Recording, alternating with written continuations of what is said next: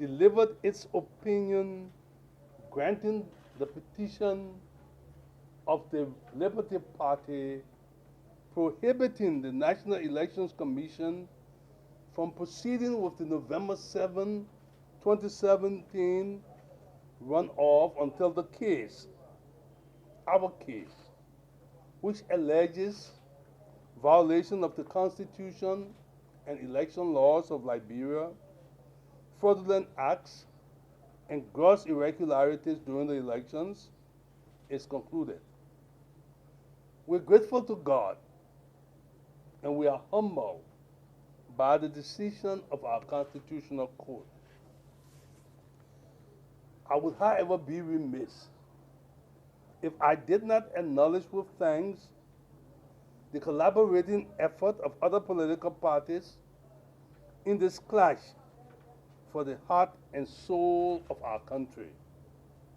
All Liberia Party, Alternative National Congress, and the Unity Party. Liberty Party is honored to be a partner with these political parties in this political and legal endeavor to save our country. And to all others who love our country and who are with us in this existential confrontation for a peaceful, stable, prosperous, and fair Liberia, I caution you that today's opinion of the Supreme Court is not the end. It is only the beginning.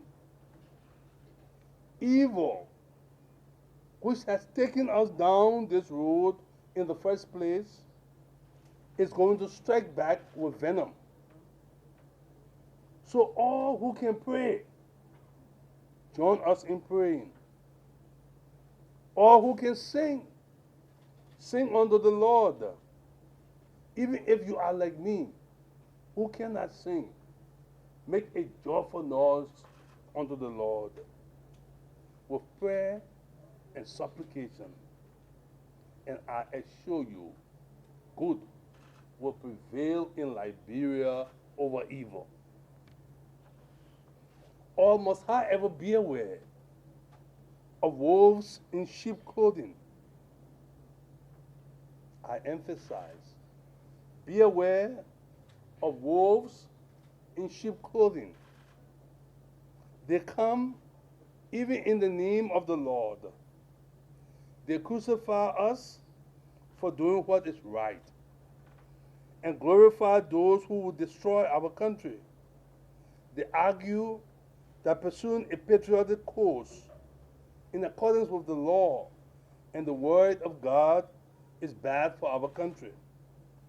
They know that the elections were fraudulent, that the constitutional rights of hundreds of thousands of Liberians were violated, that the level of irregularities in these elections would place the October 10 elections in the Guinness Book of Record. But they still advocate that we do nothing about it, risking the demise of any hope of developing liberal democracy in our country, dooming Liberians, even those that are yet unborn, to a state of helplessness. But I am grateful to God and thankful to all Liberians who now understand that each of us has a duty to do whatever little we can to change our country for the better. I consider myself blessed, my friends, to be a part of this collective effort to stop and undo the grievous offense that has been meted out against the Liberian people.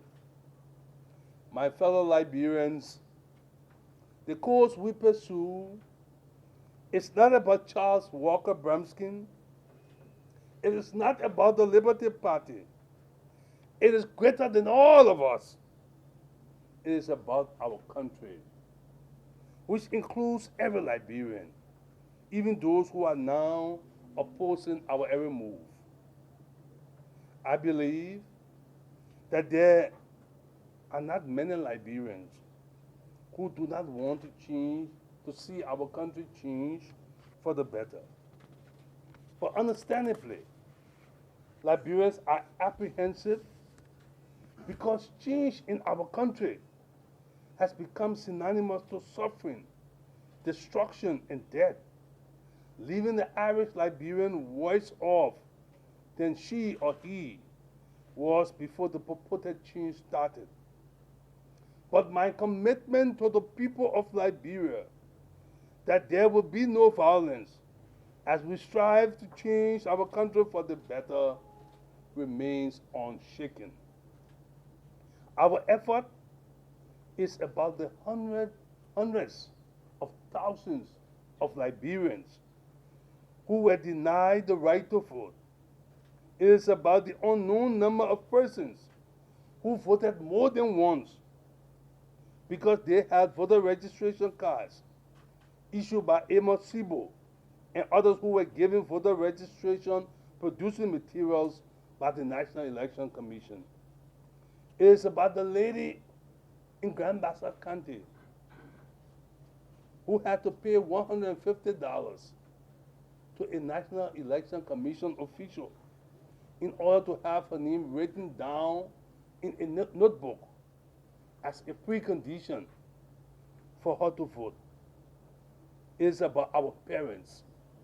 It is about our brothers and sisters, our children, our friends, our supporters, and every Liberian who stood online for hours to vote for a particular candidate, only to realize that thereafter that their votes were not included in the count.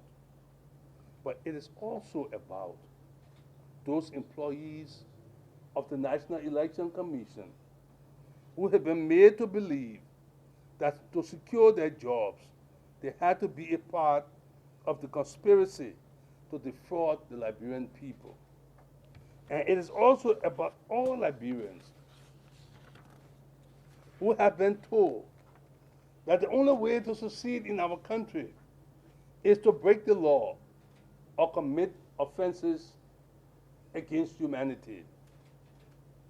My friends, let me borrow from the works of Joshua Dubois as I conclude, and I quote, "We will not be victims, nor will we be oppressors. No. Today, we will keep watch." Thank you, and God bless.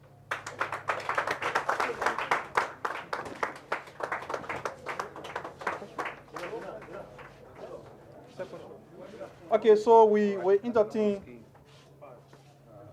at least 5 questions from the press here. And I would appreciate for you to please confine it to the statement I was just read by the standard bearer.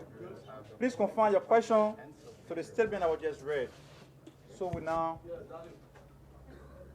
your name, just introduce yourself and which institution you report for when you ask a question. Yeah, my name is Vani Kamara, and I write for the analyst. Councilor, I keep hearing saying that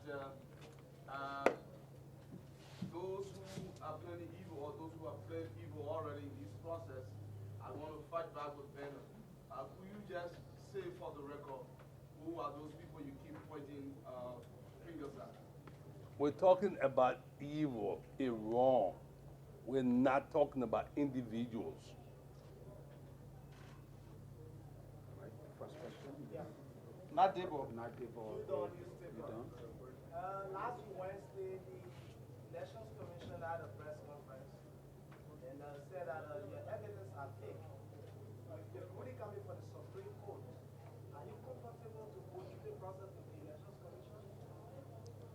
No, we're not comfortable, and my lawyers will be asking the commissioners to recuse themselves because they've already prejudged the evidence and the case. Yes, I think you.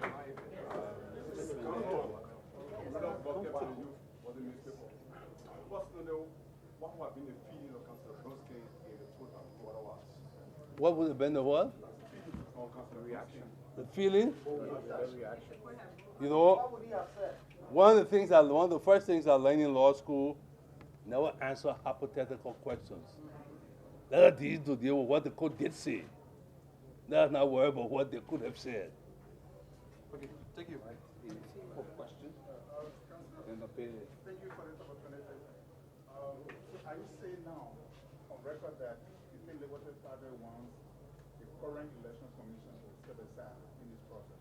And secondly, which of the two statements was more difficult for you to write?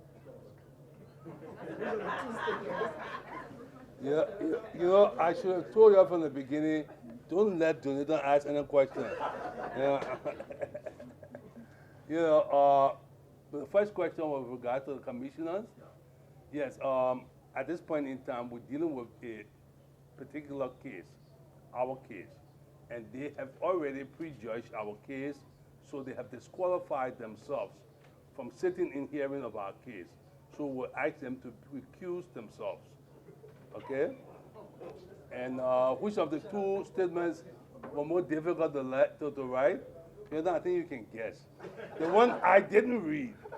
The one I didn't read, I think it was the most difficult one to write. Okay, I take the lady. The lady. The last question, you the last. My name is Evelyn, and I report for Judgement. There are concerns among Liberians regarding this news of a possible or potential interim government. As a legal man, a lot of people think, your legal stance in the court, they want to hear from you. What can you tell Liberians? You should never ask a question as a lawyer, because then it requires a fee. You ask me a question as a politician, you get a free answer. Huh? No, but to answer your question on a serious note, I don't think any of us contemplating an interim government. Our visions in the Constitution, and we would like to make sure that our Constitution is upheld. Okay, so I take Bala Zizi, the last question. Councilor, my name is Cesar Barra from the Bush Chicken. What if the commissioner refuses to recuse himself? What will be your next plan? Well, the law provides for that. That's easy. You always go to the Supreme Court for redress. Thank you. Thank you. All right. Thank you very much.